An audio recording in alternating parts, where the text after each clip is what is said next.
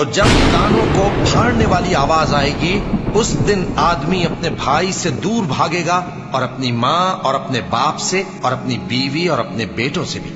ہر شخص اس روز ایک فکر میں ہوگا جو اسے سب سے بے نیاز کر دے گی.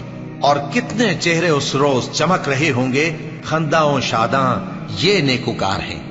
اور اس روز کتنے چہرے ایسے ہوں گے جن پر گرد پڑ رہی ہوگی اور ان پر سیاہی چڑھ رہی ہوگی. یہی لوگ ہوں گے انکار کرنے والے بد کردار. فَإِذَا جَاءَتِ الصَّاخَّةُ، پھر جب وہ آ جائے گی کان بہرا کرنے والی آواز،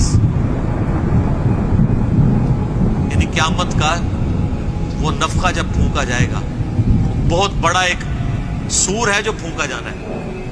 حضرت اسرافیل علیہ السلام نے پھونکنا ہے. جب وہ بڑی آواز آئے گی نا، یوم یفر